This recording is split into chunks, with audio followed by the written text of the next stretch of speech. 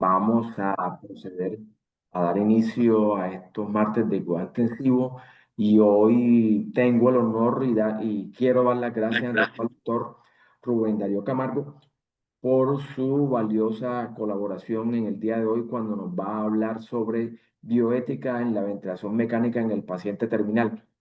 El doctor Rubén Camargo es intensivista, maestro de muchas generaciones de intensivistas, expresidente de la Asociación Colombiana de Medicina Crítica y Cuidado Intensivo y experto en temas de bioética, autor de múltiples ensayos al respecto, y además de promotor del programa de trasplante de órganos hace varias décadas y en la actualidad directivo del mismo a nivel nacional. Doctor Camargo, muchísimas gracias por su presentación y quedamos atentos a su charla. Buenos días. Buenos días, doctor Carmelo. Muchas gracias por la invitación, tanto a la Universidad de Cartagena, a su Facultad de Medicina y al programa de Medicina Crítica y Cuidados Intensivos. Sí, hoy vengo a hablarles de algo que hace que la bioética entre realmente en las unidades de cuidados intensivos. La bioética no es una disciplina aparte, sino es una disciplina transversal que tiene que ver con todos los actos médicos relacionados con la medicina clínica. Y hoy quiero hablarles de cómo integrar cada uno de nosotros la bioética en la ventilación mecánica en pacientes especiales, como son los pacientes terminales, que como ustedes saben son pacientes crónicos que en un momento dado tienen irreversibilidad e intratabilidad de su manejo. Para poder entender un poco todo esto de la bioética, hay que ver esa evolución de la ética para poder llegar nosotros a la bioética. Tenemos que situarnos 400 años antes de Cristo en la ética clásica, donde el pensamiento de los grandes filósofos de aquel momento era el pensamiento del conocimiento, del amor a la verdad, del amor a la ciencia, y a eso le llamaron filosofía. Era un pensamiento totalmente filosófico en el cual el hombre quería entender el porqué de las cosas.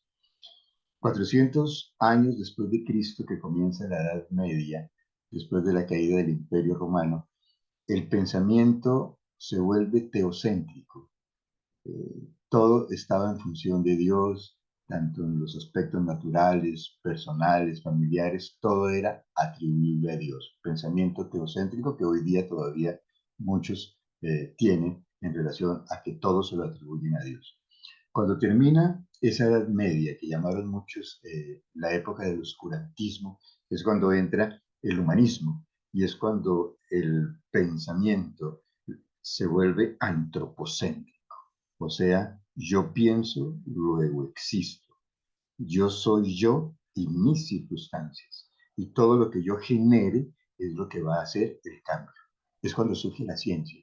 Y es cuando surge Descartes y nos dice a nosotros a través del método, nos dice, todo lo que sea científicamente demostrable y evidente es verdad. Lo que usted no pueda demostrar no existe. Y luego llegamos a nuestra época de la modernidad, hoy, siglo XXI, donde el pensamiento ya no es ni filosófico, ni teocéntrico, ni antropocéntrico, sino es un pensamiento científico y tecnocéntrico. Y ahí nos vamos a centrar, porque la ventilación mecánica entra dentro de ese pensamiento científico y ese pensamiento tecnocéntrico. O sea, es ciencia y es tecnología. Y esa ciencia nos ha llevado a nosotros a una ciencia positiva con un racionalismo totalmente cientificista. O sea, nosotros partimos de que lo que estamos viendo en este momento es ciencia, es verdad, y eso es lo que debemos aplicar nosotros. Y eso ha hecho que a través del tiempo, desde que comenzamos con los procesos de cuidados intensivos, hayamos ido desconociendo los fundamentos éticos y morales, que son los que fundamentan nuestros pensamientos racionalistas y cientificistas. Eso sucedió en los años 70. Y en los años 70 existió no solo en la medicina, sino en todos los aspectos generales de la vida esa separación entre la ciencia y la ética, que fue lo que dio origen a la bioética. Por eso nosotros hablamos de bioética no más de 70 años, 50 y pico de años, estamos hablando de bioética. Entonces, la bioética parte de esos dilemas contemporáneos de la ciencia y de la tecnología. Usted los tiene todos los días en su línea de cuidados intensivos, yo los tengo. La ciencia o la tecnología, el paradigma científico que me lleva a mí a la biomedicina o el imperativo tecnológico que me lleva a hacer a mí cosas que yo sé que no puedo hacer o que técnicamente son posibles, pero éticamente no son necesarias. Y eso es la bioética. Entonces, bioética, biomedicina y biotecnología, sí, nos dan a nosotros la definición actual de la bioética. Hoy día, hablar de bioética es hablar de ciencia. Hoy día, hablar de bioética es hablar de tecnología. ¿Ok? Hoy día hablar de bioética no es hablar de moral, ni de situaciones sacras, ni laicales. Es simplemente cómo aplicar la ciencia y la tecnología al ser humano que necesita de ese servicio a través de la biomedicina y la biotecnología. Y de ahí está la ventilación mecánica en el paciente terminal, que es una circunstancia especial. Me enfocaré en el paciente terminal, no en el paciente agudamente crítico, sino en ese paciente que llega a una situación de final de vida, en la cual suelen suscitar dilemas éticos porque tienen enfermedades crónicas, terminales, que los vamos a encontrar en nuestra unidad con insuficiencia respiratoria seguramente claudicante. Y es cuando los valores humanos tienen que ser parte de nuestra decisión. ¿Y cuáles valores humanos podríamos tener nosotros que diariamente estamos escuchando? Hoy día hablamos de dignidad de la persona. ¿Dónde está su dignidad? ¿Dónde está la dignidad del paciente? ¿Dónde está el reconocimiento y el respeto que tengo que tenerle a ese paciente que está en situación de terminalidad? Es una persona. Hay que reconocerle sus derechos fundamentales. Claro que tiene derecho a la salud, claro que tiene derecho a la vida, pero su vida se le está acabando. ¿Qué vamos a hacer? Pero tenemos que reconocer su autonomía. No tenemos que instrumentalizarlo, pero tampoco tenemos que manipular la vida y manipular la muerte. Esos valores humanos que forman parte de las decisiones nos van a permitir a nosotros entender que las enfermedades crónicas, como la enfermedad pulmonar obstructiva crónica, la insuficiencia cardíaca congestiva crónica, la enfermedad vascular cerebral, el síndrome de inmunodeficiencia, el cáncer, la esclerosis lateral amiotrófica, que son patologías terminales, muchas de esas irrecuperables, bueno, todas, e intratables, eh, van a llegar a una situación de final de vida y a una situación de seguramente claudicación respiratoria que nos va a hacer tomar a nosotros una decisión de intubar o no intubar a un paciente, someterlo a ventilación mecánica. Entonces, ahí es cuando los pacientes con enfermedad crónica en situación de terminalidad, la ayuda es la intubación orotraqueal y el soporte ventilatorio, pero se cuestiona en el final de la vida. ¿Es procedente o no es procedente? Y es cuando esos valores que acabamos de mencionar, dignidad, respeto, derechos fundamentales, no instrumentalización, empiezan a surgir dentro de nuestro pensamiento para poder nosotros tomar la mejor decisión ante el dilema moral, no un dilema ético, porque la ética siempre buscará lo bueno y lo aceptable.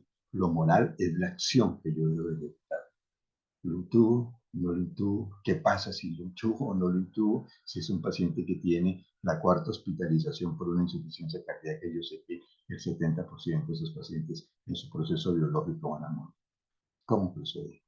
Y en ese cómo proceder, en el paciente terminal con insuficiencia respiratoria aguda, es cuando nosotros unimos la ciencia positivista, ese pensamiento cientificista que ustedes tienen en este momento, que adquieren a través del conocimiento, únanlo al conocimiento de la ética y de la moral para que ustedes apliquen la bioética. Entonces, es cuando nosotros tenemos que empezar que toda acción inicial nuestra en un paciente con insuficiencia respiratoria aguda terminal tiene dos opciones. Lo intubo o no lo intubo. Si lo intubo, yo tengo que manejarlo y monitorizarlo hasta cuando el paciente fallezca o hasta cuando el paciente salga. Y si no le coloco el tubo orotraqueal, yo debo de entender el proceso biológico que va a tener ese paciente, pero sin abandonar Entonces miren cómo a esa ciencia positivista que ustedes tienen en ese momento, que ustedes manejan, pónganle el toque moral y el toque ético que va a hacer que la bioética pueda funcionar. Pero la bioética tiene que ver con el acto médico. Y usted, cuando va a intubar a un paciente, usted está realizando un acto médico, una acción médica que es científica, es técnica, es jurídica y es ética. Y tiene que realizar ese acto médico basándose en una relación médico-paciente. Recuerde que la relación médico-paciente no es únicamente con el paciente, es con la familia, es con la institución. Entonces, cuando nosotros entendemos que la decisión que yo tomo genera repercusiones a nivel general, personal, del paciente, de la familia, de la institución, es cuando yo tengo que entender que un paciente hipoxémico, hipoventilado, con trabajo respiratorio, me está claudicando. Y ese puede ser mi paciente terminal, en el cual yo tengo dos opciones. ¿Lo intubo o no lo intubo? Y si lo intubo, yo tengo que responder por su evolución. Y si no, responder por su final de vida. Entonces, es cuando nosotros entendemos que ese acto médico que yo realicé, intubarlo, es un acto médico. No intubarlo también es otro acto médico. Pero ese acto médico, uno o dos, va a generar mis responsabilidades que se asumen a través de la regulación de la ley misma. Hay normas de ley que nos pueden a nosotros en un momento dado afectar. Ese mismo acto médico es acción legal. Si usted lo intubó, ¿para qué lo hizo si el paciente estaba en etapa terminal? ¿Sí? ¿Y por qué usted no lo intubó si su función es la vida y la salud de acuerdo a un principio fundamental? Entonces, todo acto que realicemos nosotros de forma transversal en cuidados intensivos y en este caso en ventilación mecánica va a conllevar un carácter civil, penal o administrativo. Por eso la decisión nuestra tiene que ser la decisión muy clara, que esté fundamentada en lo que nosotros denominamos el imperativo científico en claudicación respiratoria. Y el imperativo científico es lo que yo tengo que hacer, es mi obligación científica actuar ante la claudicación respiratoria. Si lo veo hipoxémico, si lo veo hipercápnico, con trabajo respiratorio, intuyo.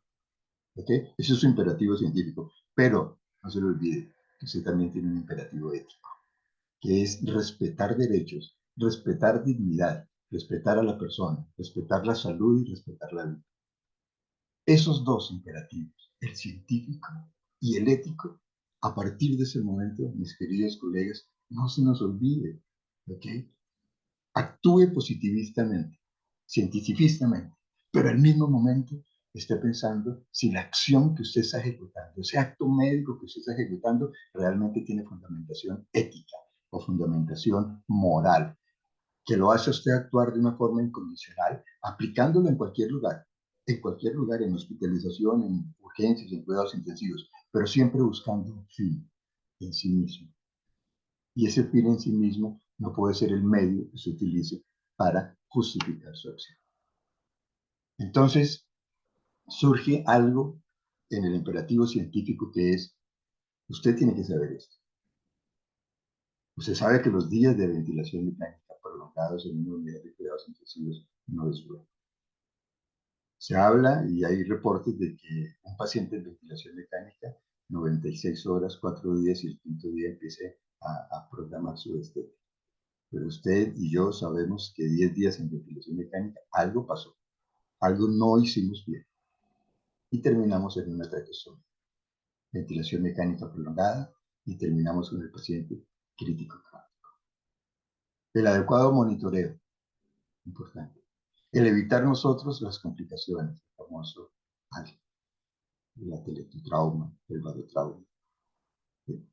Toda esa serie de cosas son parte del imperativo científico. En el momento en que yo estoy intubando a mi paciente, yo ya tengo que pensar cuándo voy a comenzar mi plan de destete o cómo voy a monitorizar a mi paciente y qué variables son las que yo necesito. Variables como no dejar pasar mi presión pico, mi presión plató ¿sí? Generar problemas por deficiencia en la evolución de ese paciente que tengo acá. Ese es el imperativo científico. Todo lo positivista, todo lo que usted ha aprendido en ventilación mecánica, los artículos que ha leído, póngalos en práctica. Pero al mismo tiempo, ponga en práctica el imperativo ético. Y ese imperativo ético es el que desconocemos nosotros. Porque nosotros le tenemos temor a lo ético y a lo jurídico. Pero nos amparamos en la ciencia, pero nos olvidamos que lo que nos va a ayudar es la ética. O la ética personalista, o saber sobre el principio del doble efecto, sobre una teoría consecuencialista, sobre una teoría deontológica, sobre un principio de proporcionalidad, sobre un principio de autonomía. Ese imperativo ético nos falta a nosotros. Y nos falta a nosotros porque la ciencia no nos lo está dando, pero la ciencia nos está diciendo algo les está faltando a ustedes para que realmente ustedes hablen de bioética. Por eso les digo, hablar de bioética es hablar de ciencia. Hablar de bioética es fundamentación científica y tecnológica. No es hablar de si es bueno o es malo lo que yo estoy haciendo. Entonces, cuando salió el documento de los derechos, de la Declaración de Derechos Universales y Derechos Bioéticos de la UNESCO, nos decía a nosotros, o nos dice a nosotros los médicos, si ustedes tienen una sensibilidad moral, o sea, si ustedes entienden que su par moral es la persona que está frente a usted, donde usted está realizando el acto médico, si usted desarrolla su sensibilidad moral y usted es una persona realmente con conocimiento. Cuando hablo con conocimiento es conocimiento ético y conocimiento científico. Usted tendrá el razonamiento ético adecuado para poder tomar la mejor decisión. Ese es el triángulo del conocimiento ante cualquier paciente crítico. Y estoy hablando de ventilación mecánica, y estoy hablando del paciente cardiovascular, y estoy hablando del paciente renal, porque la bioética es transversal. Entonces, de la ética personalista, pues no nos vamos a poner a hablar de la ética personalista, sino simplemente entender que si yo sé algo de ética personalista, tengo que entender el principio de defensa de la vida. Yo tengo que defender la vida. Yo tengo que entender el principio de totalidad del cuerpo, el principio de libertad y responsabilidad de esa persona y el principio de subsidiariedad y de solidaridad. Ustedes dirán, bueno, ¿para qué quiero saber yo todo esto? Porque eso es lo que le va a hacer entender de que la persona, o sea, usted y yo, somos únicos, somos importantes, somos valiosos. Y el paciente que está en esa cama es valioso para su familia y para sus hijos, como lo es valioso para nosotros, o para su bien, o para su mal, o para el aprendizaje. Tenemos que entender que intubar a un paciente y sumarle la ventilación mecánica en fase aguda o en fase crónica es bueno y es necesario. Pero es una acción que, si bien es buena, puede tener un efecto bueno o puede tener un efecto malo. Y ese efecto bueno y ese efecto malo se conoce como el principio del doble efecto, que es el razonamiento práctico que nosotros tenemos que tener. Si yo lo intubo, ¿sí? ¿Qué va a pasar? Va a pasar lo que nos dice el artículo 35 de la ley 1164, que por favor ténganlo siempre presente cuando ustedes hagan cualquier acto médico, que es el principio del doble efecto o la doctrina del doble efecto, que tiene 5 elementos importantes. La acción que usted va a ejecutar es buena. Siempre partamos de eso. La acción es buena. La intención es lograr siempre un efecto bueno. Usted decidió intubar, ¿ok? Su intención es buena y usted quiere un efecto bueno, que el paciente por lo menos mejore. Pero ese efecto bueno que usted busca se puede dar en igual forma, de forma inmediata, ¿sí? Tanto el bueno como el malo. O debe haber una razón muy urgente para que esto actúe bien, y el bien que se busca debe superar el mal que se permite. Es decir, yo busco el bien, que es evitar que el paciente claudique, ¿okay? Pero al mismo tiempo yo sé que ese paciente se me puede morir. Pero la razón por la cual yo actúe urgentemente, ¿sí? Supera lo que pueda suceder. Si el efecto bueno pudiera obtenerse por otro medio, no es ético hacerlo por un medio que implique un efecto malo. Ustedes dirán, bueno, pues este es un enredo, ¿no? No, lo básico es su acción. Su acción debe ser buena, su intención debe ser buena y debe tener usted una razón urgente, pero si usted puede obtener el medio, la acción buena, el efecto bueno, por otro medio, haga. Ejemplo, les traigo aquí esto. Yo tengo la ventilación mecánica no invasiva y me dice la quinta propuesta de la doctrina del doble efecto. Si el efecto bueno pudiera obtenerse por otro medio, no es ético hacerlo por un medio que implique un efecto malo. Entonces, si yo sé que tengo esas tres patologías, enfermedad pulmonar obstructiva crónica, síndrome de inmunodeficiencia y oncología, que fueron las que vimos al comienzo, y yo sé que esas tres patologías, ¿sí?, se pueden beneficiar con la ventilación mecánica no invasiva. Si yo coloco la ventilación mecánica invasiva, pudiera yo generar problemas. Si yo a un paciente con EPOC, ¿sí?, llego y lo intubo, yo sé que el paciente con EPOC me va a durar pegadito del tubo, del ventilador, y va a ser de difícil destete, etcétera, etcétera. Y si está claudicando, pues no puedo aplicarle ventilación mecánica invasiva, ¿cierto? Sino tengo que irme a ventilación mecánica invasiva. Entonces, aquí está diciendo, si el efecto bueno que usted busca puede obtenerse por otro medio, que sería la ventilación mecánica no invasiva, no es ético hacerlo por un medio que implique un efecto malo. En este caso, el efecto malo sería la ventilación mecánica invasiva. Entonces, sabemos nosotros que la ventilación mecánica no invasiva podemos hacerla con cánula nasal de alto flujo, con presión continua, con presión respiratoria continua de doble vía. Si vemos la misma situación del doble efecto, ¿sí?, si el efecto bueno pudiera obtenerse por otro medio, no es ético hacerlo por un medio que implique un efecto malo.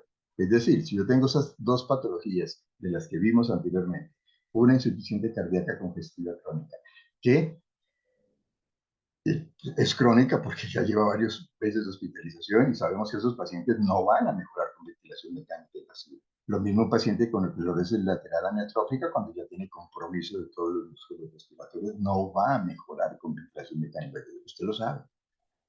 Entonces, no la utilice. Eso es lo que está diciendo. Si el efecto bueno pudiera obtenerse por otro medio, ¿cuál sería el otro medio?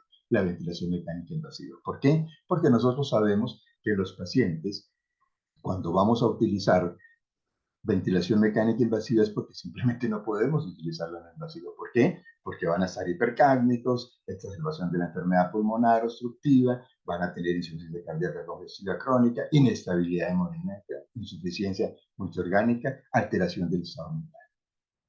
Cuando nosotros sabemos todo eso, ahí estamos mezclando ciencia y estamos mezclando ética. Estamos siendo bioéticos. ¿Por qué? Porque estamos fundamentándonos en el conocimiento biotecnológico y biomedicina. Y ahí es cuando ese principio del doble efecto nos puede cobrar a nosotros un doble efecto. ¿Por qué? Porque es un principio de no imputabilidad, del mal indirecto producido por el acto voluntario directo. ¿Qué quiere decir esto? Usted, su acto bueno, su acción buena fue intubar. Si el paciente le fallece a usted, ok, durante el proceso, no hay imputabilidad por ese mal indirecto que se ocasionó. Pero si se entiende que su acción no fue fundamentada en la ciencia y que usted a ese paciente, en vez de aplicarle ventilación mecánica invasiva, le aplicó la no invasiva, créame que va a tener punibilidad. Y créame que el principio del doble efecto se revierte y entonces, al comprobarse su negligencia, al comprobarse su impericia o su omisión en la decisión que generó el acto, usted va a tener problemas. ¿Lo intubo o no lo intubo? Si yo no lo intubo y tengo argumentos científicos, ¿sí?, éticos para no hacerlo, usted no va a tener problemas. Pero si usted no lo hace y el paciente le sucede algo, va a tener problemas porque posiblemente ese paciente iba a superar su claudicación respiratoria. Todo esto forma parte de ese temor que nosotros los médicos tenemos muchas veces por la parte jurídica. Y el temor no nos deja a nosotros pensar bioéticamente, sino nos deja a nosotros es pensar de forma cientificista, sin olvidando, perdón, todo lo que es la parte moral y ética. Por eso no somos bioeticistas, porque no nos fundamentamos en la integridad del conocimiento y de la ciencia. Pero miremos, dejemos atrás ese principio del doble efecto, ¿sí? Y miremos el debate de las teorías consecuenciales. Para nosotros en ética, en bioética, el consecuencialismo es que si usted tomó una decisión correcta, ¿sí? El resultado va a ser bueno. Si usted tomó una decisión incorrecta, el resultado va a ser mal. ¿Qué quiere decir esto? Que nuestras decisiones parten de el reflejo que tengamos de los resultados. Usted intubó a su paciente, lo puso en ventilación mecánica y el paciente salió, le van a decir, doctor, usted tomó la mejor decisión. Pero si usted lo intubó y no, entonces, doctor, usted tomó la mala decisión porque ¿por qué lo intubó si el paciente se iba a morir? Esa es una teoría consecuencialista y nosotros siempre, día a día, estamos en eso. Sus decisiones son los resultados de sus acciones. Siempre, no en ventilación mecánica, en cualquier acción de cuidados intensivos. El consecuencialismo está presente. Y la deontología, pues desde luego, la deontología es lo que tenemos que hacer. Es el deber ser de las cosas, pero no todo lo que yo tengo que hacer en ese momento tiene que ser. Porque no todo el principio prima facie, como se llama, tiene que ser, o sea, el paciente yo lo veo respirando mal, inmediatamente pienso en intubarlo. No, seguramente yo lo veo respirando mal, yo tengo que ir hacer mi relación, entender mi relación médico-paciente y ver cuál es el mejor acto que le lleve al mejor efecto, basándome en mi mejor intención. ¿Por qué? Porque un acto puede ser correcto y por lo tanto exigible, aunque no haya buenos motivos para realizarlo y no porque hacerlo cause mayor bien. Hay otro principio que es el principio de proporcionalidad y es entre los medios que usted emplea y el fin que usted busca.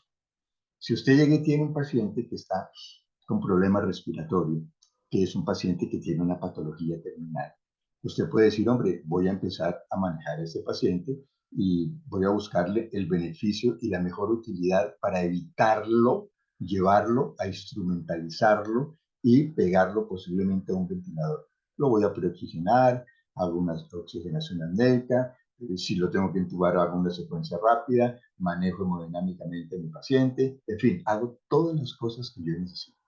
Pero yo necesito tener una conciencia moral. Y esa conciencia moral debe estar fundamentada en la situación del paciente. ¿Quién es ese paciente? ¿Cuál es la historia de ese paciente?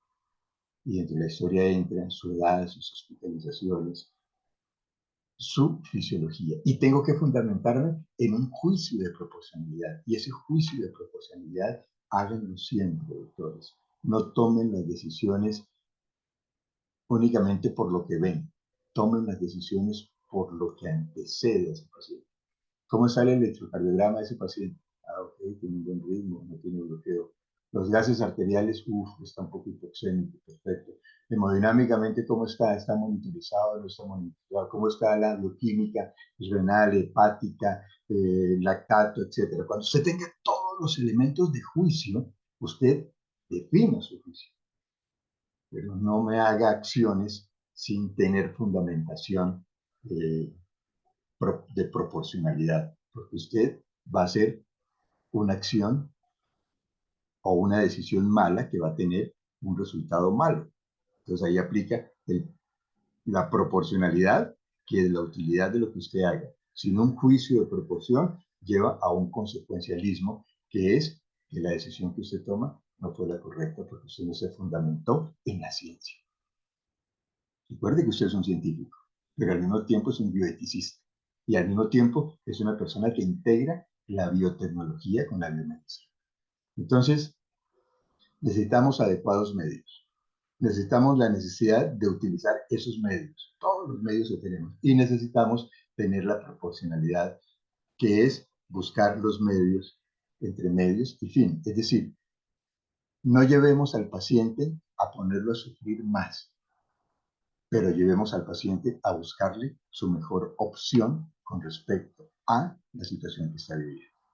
Y el principialismo, que es lo que todos sabemos. La gente piensa que hablar de bioética, de ética, es hablar de autonomía, de beneficencia, no maleficencia y justicia. No, pues eso es una partecita, ¿sí? Entonces todo el mundo habla, no, la autonomía, el paciente quería, el paciente o no quería. Yo estaba buscando el beneficio, lo intubé y lo puse en ventilación mecánica porque era el beneficio para el paciente. Yo no estaba haciendo maleficencia, justicia, doctor. Cambien ese discurso y métanse más profundamente en lo que es la verdadera bioética y ética. Esos principios no surgieron por la parte clínica, surgieron por la investigación biomédica. Bouchan y Children, que fueron quienes pusieron en conocimiento estos principios, que se llama principialismo, acuñaron el cuarto principio, que fue no maleficencia, para la parte clínica.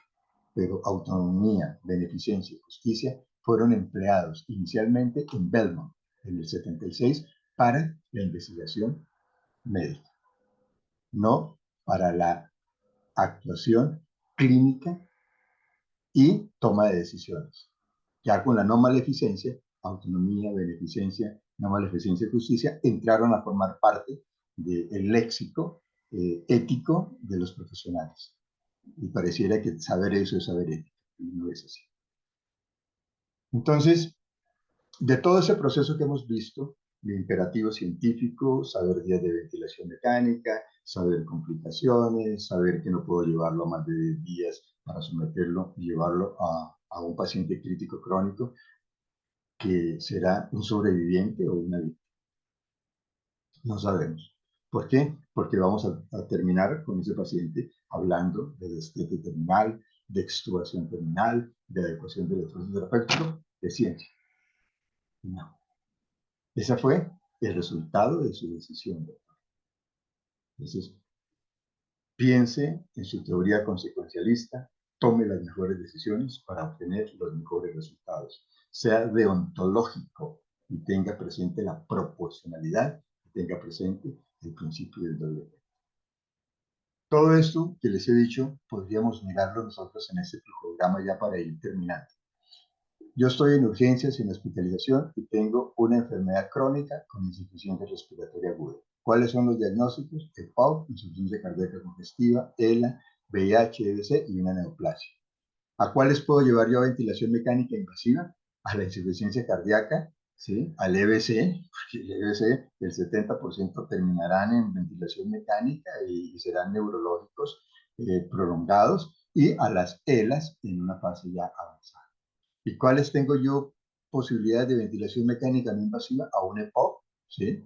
A un EPOC que no sea hipercándrico, hipoxémico, ni esté claudicando, desde luego, ¿sí? A un VIH que no esté complicado con una sobreinfección o una neoplasia, bien sea hematológica o sólida, pero que no esté en situación de llevarlo directamente a ventilación mecánica.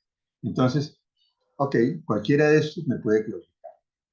Si, si yo decido aplicarle el tubo retráctil y la ventilación mecánica, yo tengo que aplicar mi imperativo científico y mi imperativo ético. Es decir, debo informar a la familia y pasar o dejar en cuidados intensivos. Pero yo sé cuáles van a ser los riesgos de ese paciente crónico que yo ventilé. Va a ser su estancia prolongada, va a ser su posible paciente crítico crónico, tendré que hacer destete terminal, tendré que hacer seguramente extubación terminal y finalmente se va a morir. Si sucede todo lo contrario, que está en claudicación respiratoria y no voy a intubarlo, ¿por qué? Porque tengo criterios científicos, si quiere, tengo criterios éticos para decir que no debe de intubarse porque está en una situación de final de vida y es un proceso biológico de muerte. Entonces yo aplico mi ética personalista, que es el respeto por la vida, el respeto por la salud, mi consecuencialismo, mi mejor decisión, mi deontología, el deber de hacer, mi principio del doble efecto, que yo sé que la acción que yo haga y la intención que yo tenga es buena, pero Igual mi proporcionalidad terapéutica que va a partir de mi decisión en base a un juicio de proporcionalidad. O sea, yo tengo que tener todo sobre la mesa para tomar la mejor decisión y entender el principialismo como la autonomía, la beneficencia, la no maleficencia y la justicia. Entonces, eso me lleva a consultar con la familia, a hablar sobre agonía, a hablar sobre el final de vida y a hablar sobre el proceso biológico de muerte. Ya para concluir y completar los 40 minutos en los 2 minutos siguientes, algo claro. La bioética no interviene en la fisiopatología respiratoria de las enfermedades crónicas y insuficiencia respiratoria aguda. Eso es importante. La bioética no interviene. La bioética interviene en la responsabilidad moral que usted tiene del acto médico, del conocimiento científico, doctor. Ojo, si usted es un buen bioeticista, tiene buen conocimiento científico y el conocimiento de valores y derechos humanos en el acto médico y en la ventilación mecánica. Métanle a la ciencia ética y van a ver ustedes cómo serán los mejores bioeticistas. Se requiere un conocimiento científico y ético para poder interpretar lo que plantea la bioética ante el hecho de no hacerlo convencional ante una situación defendida.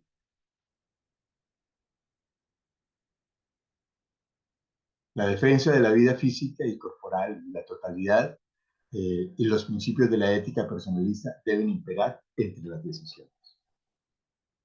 El principio de proporcionalidad determina los medios para el fin que se busca. Este principio evita llegar a cosas que no sirven o no tienen importancia. O sea, buscamos es lo útil, lo beneficioso.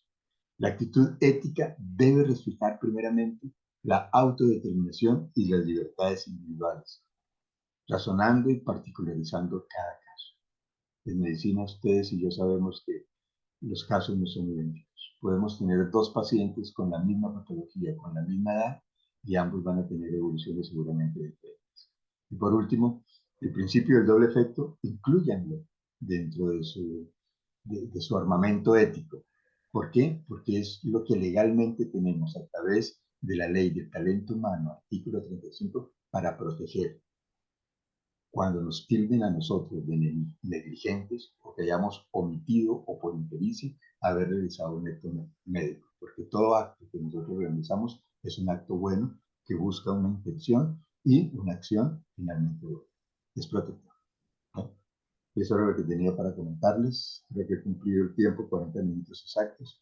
Bueno, muchas gracias. Si hay alguna inquietud, pues estoy a la hora. Muchísimas gracias, doctor Camargo.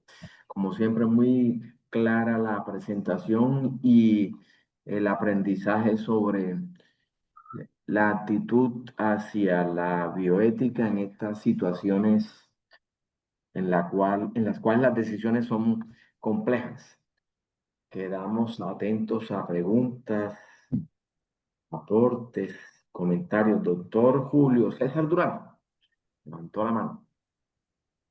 Muy buenos días a todos, un saludo especialmente a mi querido amigo y profesor, el doctor Rubén Camargo, que siempre es un placer escucharlo. Buenos días a todos. Eh, este es un tema pues supremamente interesante y de pronto voy a tocar algo específico como para, si podemos ampliar un poquito más, con respecto a las decisiones bioéticas del paciente en ventilación mecánica. Y tal vez eso que estamos haciendo últimamente son los conceptos de la extubación paliativa. He tenido algunas experiencias y vemos cómo el tomar la decisión de un paciente que por cualquier circunstancia de pronto no se tomaron las decisiones en el momento que el paciente llegó a la urgencia, el colega decidió intubarlo, después nosotros nos enfrentamos a un paciente terminal sin buena calidad de vida o sin buena posibilidad de calidad de vida. Entonces, este paciente decidimos extubarlo en la unidad de cuidados intensivos. Es una condición pues difícil que se enfrenta uno, sobre todo que uno se pregunta, bueno, si extubo el paciente, después cómo van a ser las condiciones, ese paciente va a estar en insuficiencia respiratoria o espero las mejores condiciones respiratorias que me permitan por lo menos quitarle el tubo y que el paciente se mantenga medianamente bien con ventilación no invasiva o otro tipo de soporte no invasivo posteriormente. Entonces, no sé, doctor Camargo, qué recomendaciones con respecto a este tema de la extubación paliativa, que es algo que nos enfrentamos nosotros frecuentemente. Sí, muy interesante porque la situación final de ese fracaso de nuestras decisiones llega a tomar decisiones que son tal vez más fuertes para el médico, que es quitarle el medio que lo mantiene prácticamente vivo, que es un tubo orotraqueal conectado a una máquina de ventilación mecánica. Esto surge como desde el año 2002, empezaron a hablar que los médicos sobre extubación terminal o extubación hoy día paliativa o retiro progresivo de la ventilación mecánica. Hoy día nosotros estamos hablando de adecuación del esfuerzo terapéutico. Y esa adecuación del esfuerzo terapéutico son ajustes. ¿Sí? La palabra inicial de la definición es hay que hacer ajustes razonables a la situación del paciente. Si nosotros sabemos que ese paciente ya no va a tener mejoría de la ventilación mecánica, pues no es lógico tenerlo en ventilación mecánica, ¿cierto? Entonces, ¿cuál sería el ajuste que yo podría hacerlo antes de extubarlo? ¿Ok? Puedo colocarlo en tubo en T, puedo ponerle una válvula de PIB con tubo en T, etc. Esos son ajustes que yo hago, pero lo voy retirando paulatinamente y por eso se habla de destete de la ventilación mecánica, que es otra cosa que tiene que estar muy de la mano con la extubación paliativa, porque pareciera que la extubación paliativa es simplemente quítele el tubo y déjelo que él solito llegue a su proceso biológico de muerte. Recordar que ese destete se asocia con extubación, que esa extubación paliativa o terminal se asocia con adecuación del esfuerzo terapéutico, que es un ajuste que usted va a hacer, pero ahí entra otra palabrita más y otra acción más, que es la sedación paliativa. Entonces, si nosotros logramos articular todos estos aspectos bioéticos, y hablo de bioéticos porque seguimos siendo científicos, porque si vamos a acompañar en el final de la vida y de la muerte a ese paciente, tenemos que hacerlo científicamente, ¿ok? Sabiendo que ya no tenemos más que hacer porque es un paciente terminal, irrecuperable, irreversible e intratable, que justifica la acción que yo estoy tomando en ese momento, que es la extubación paliativa. Entonces, tener en cuenta estos aspectos, saber bien la adecuación del esfuerzo terapéutico, conocerla, saber bien sobre la sedación terminal y entender que extubar a un paciente primero es destetarlo de la ventilación.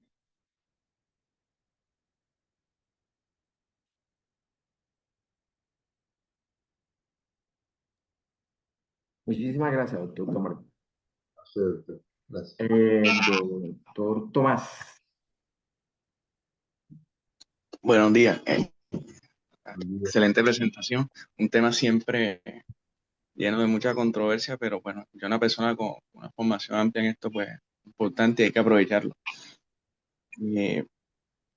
Escuchando esta parte de que podemos hacer un juicio desde el punto de vista bioético, un razonamiento bioético sobre las decisiones que tomamos a veces y que son complejas frente a decisión de fin de vida en los pacientes, adecuación de esfuerzo terapéutico y demás, pues se ha vuelto rutinario o se ha desarrollado pues la cultura de que transferir de alguna manera esa responsabilidad a las familias a través de los consentimientos y sentimientos. La pregunta iría encaminada si como clínico hacemos ese racionamiento y de pronto decidimos que a una adecuación de esfuerzo terapéutico o de alguna manera pues limitar algunas conductas como la intubación o inclusive al proceso de la intubación paliativa. ¿Este tipo de documentos, este tipo de situaciones son necesarias siempre o a través de dejar consignado en la historia clínica el razonamiento a partir del cual llevamos a esa decisión es suficiente? Sí, gracias, doctor Tomás, por su pregunta. Mira, para los años para finales del siglo anterior y comienzos de este, las unidades de cuidados intensivos hacían mucha limitación del esfuerzo terapéutico. Se llegó a estar en la literatura entre el 60 al 70% del esfuerzo, de limitación del esfuerzo terapéutico, pero nunca se escribían en las historias clínicas. Hoy han bajado al 30% y en los reportes que hay, cerca del 20% de las decisiones que se toman en cuidados intensivos se escriben en las historias clínicas. Un gran problema que tenemos nosotros, doctores, es que el simple hecho de usted decirle no le ponga más inotrópicos, usted está ya tomando una decisión. El simple hecho de que usted diga no lo reanimemos, ya usted tomó una decisión ética, ¿sí? Pero usted no la va a escribir en la historia clínica. Pero si usted la escribiera, tiene que tener fundamentación, tiene que tener justificación. No se da orden de no reanimar al paciente porque es un paciente que ya tiene 85 años, es portador de POC, tiene una cardiopatía isquémica aterosclerótica y ha tenido un infarto agudo de miocardio. El generarle una reanimación a ese paciente implica hacer futilidad, o bueno, como quieran llamarlo, etcétera, etcétera. Escríbanlo, pero no lo escriben. Doctor, yo hago rondas de bioética donde me invitan. Si algún día me inviten, pues con mucho gusto voy allá. Y nos ponemos a mirar las historias clínicas y miramos las decisiones y nada de lo que está, de las decisiones que ustedes toman en las rondas, lo escriben. Desde el punto de vista ético, desde el punto de vista científico, escriben todo. Y luego quieren pasarle la responsabilidad, queremos pasarle la responsabilidad a la familia. Ah, mire, él está así, está así. Si usted quiere, seguimos. Si usted no quiere, seguimos. No, doctor, la responsabilidad no es de la familia. La responsabilidad es suya. La responsabilidad de nosotros, los médicos de las unidades de cuidados intensivos. Porque las decisiones fueron generadas por ustedes, no por la familia.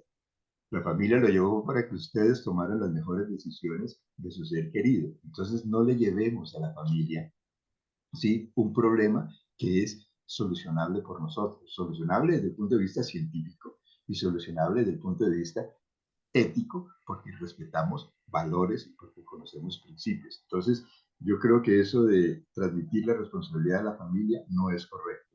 Luego, el consentimiento, pues eso sí, sería la gran pregunta. Yo creo que en las guías de práctica clínica de la Asociación Colombiana de Cuidados Intensivos tenemos algo que es importante, que son los documentos de voluntades anticipadas. Acostumbrémonos desde un comienzo al ingreso de nuestros pacientes a hablar con la familia y hablar con la familia de circunstancias que pueden llegar a suceder en la unidad de cuidados intensivos. Y la pregunta final sería, ¿él escribió algún documento de voluntades anticipadas? Ese documento de voluntades anticipadas nos va a ayudar o les va a ayudar mucho a tomar las mejores decisiones, porque ya no tendrán ustedes que improvisar, sino simplemente tendrán que actuar de acuerdo a la autonomía del paciente que fue hecha en un momento de conciencia y de libertad ante circunstancias en las cuales él no podía tomar la decisión y la familia se va a sentir mucho más tranquila. En fin, es tener toda una serie de estrategias que nos permitan a nosotros no tomar decisiones por la familia, sino tomar nuestras propias decisiones, siempre consultadas y, lo más importante, escritas en la historia clínica. Cualquier cosa que ustedes digan, hagan o piensen, desde el punto de vista de situación de final de vida, escriban, porque si no está escrita, no existe. Y lo que no existe para los abogados no está escrito, entonces quiere decir que no se hizo.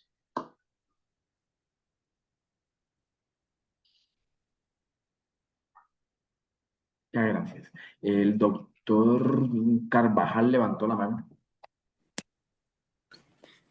Rubén, muchas gracias por tu charla y quiero hacer un comentario eh, que espero lo tomemos de la mejor manera, ¿no?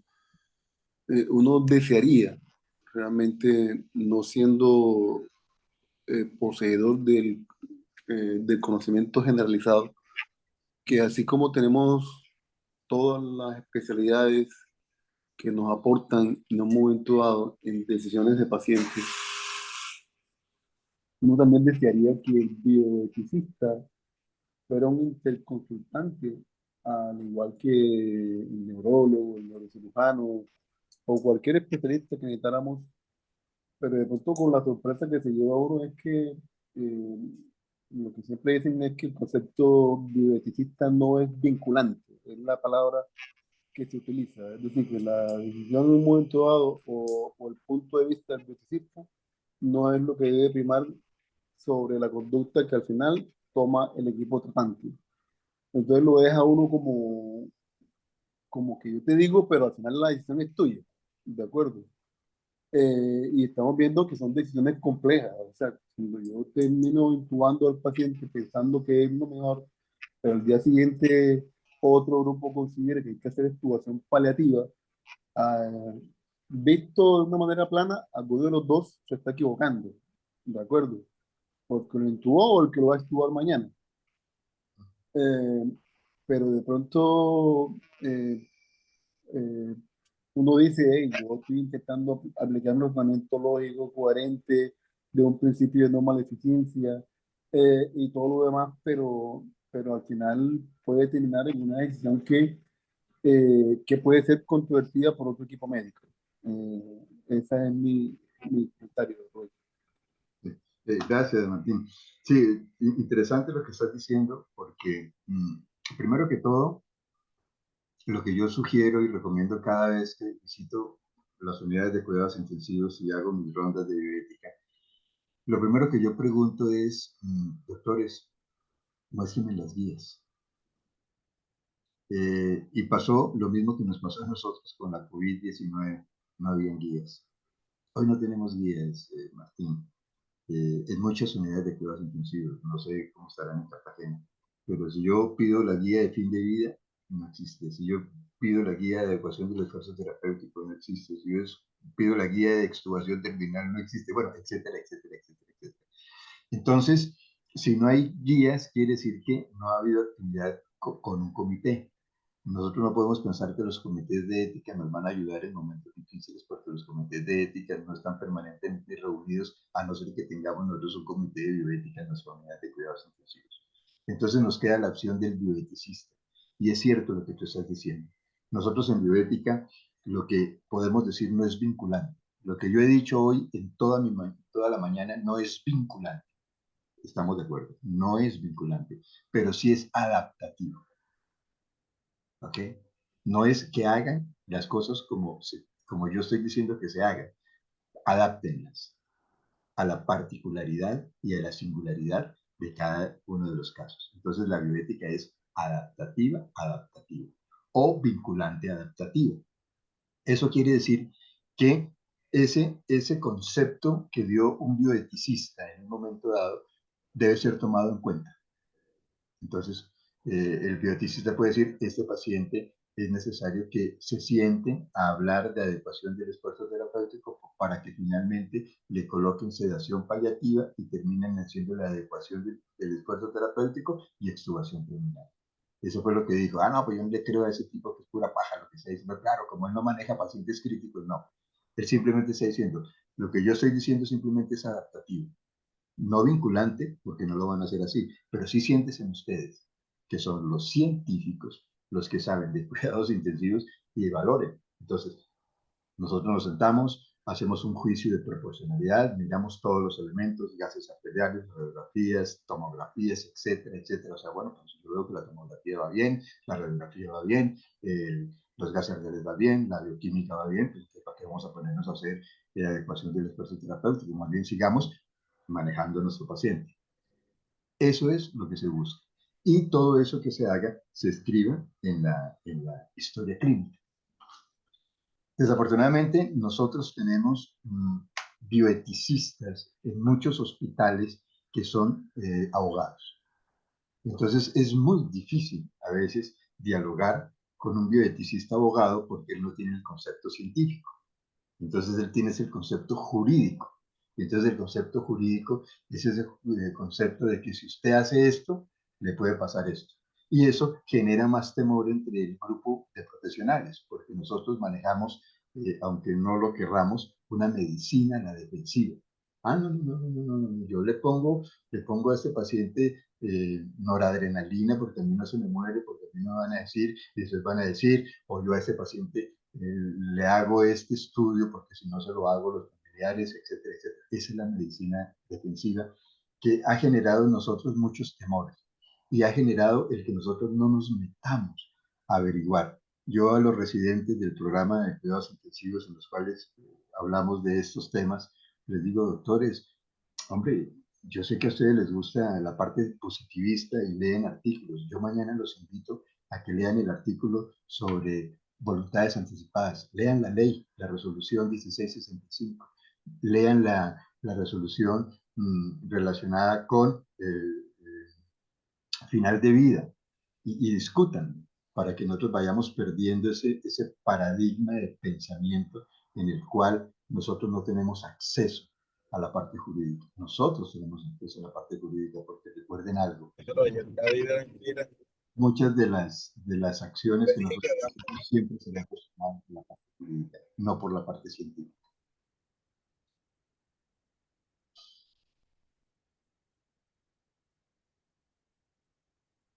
Muchísimas gracias, doctor Rubén. El doctor Durán, no sé si volvió a levantar la mano o la dejó levantada. No, se me quedó levantada, disculpe. Y, ok. Voy a aprovechar para terminar la pregunta, la idea.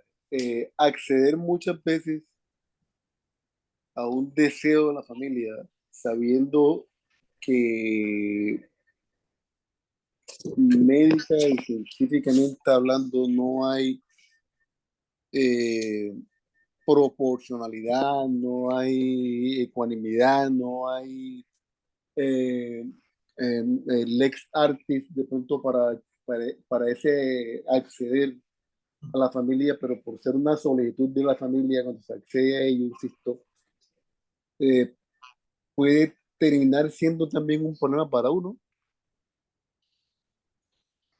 Esa es una situación compleja, Martín, porque todos nuestros pacientes que llegan a la unidad de cuidados intensivos generan muchas expectativas en la familia. Y vamos a encontrar familias en las cuales tú puedes dialogarles y decir, mire, la situación es crítica, es esto, va a pasar esto, si le hacemos esto va a suceder esto. Pero hay otras personas que nunca lo van a entender. Doctor, hágale, mmm, yo estoy esperando el milagro, doctor, es necesario, él tiene que vivir, o sea, se obstinan. Entonces es la obstinación familiar, ya no es la obstinación terapéutica de nosotros cuando queremos salvar a una persona y nos obstinamos en la futilidad, sino es la obstinación de la familia por querer que su familiar salga. Hay que entenderlo y ahí es cuando nosotros recomendamos en los equipos no manejar solo el intensivista esa situación. Sí, en esa situación tiene que tener una terapia de apoyo. Y esa terapia de apoyo va con psicología, va con trabajo social, y hay que hacerle todo un trabajo a la familia que entienda la parte científica, que es lo de nosotros, lo que podemos decir desde el punto de vista de la salud del paciente, que entienda la situación emocional, porque recuerden que todo familiar empieza el duelo tan pronto ingresa el paciente a la unidad de cuidados intensivos, ya están en duelo. Y en ese duelo están en el primer punto de la curva de Kubler-Ross, que es la negación, ¿cierto? Entonces ellos no van a aceptar que lo que está pasando le suceda a su esposo, a su hijo, por las circunstancias que sean. Entonces si sumamos tu acción científica muy clara, tu acción psicológica de manejo del duelo y la situación ya de trabajo social con relación a lo que sucedió y cómo sucedió, y se trabaja en equipo, podríamos tener mejores resultados, pero hay situaciones que no podemos manejarlas solo con la familia porque vamos a terminar en conflictos. Y entonces, lo que tiene que ser una mala noticia, que tiene que tener un buen resultado, se convierte simplemente es en una pelea jurídica, porque si se muere, pues el primer implicado. Entonces yo recomiendo la integridad de trabajo.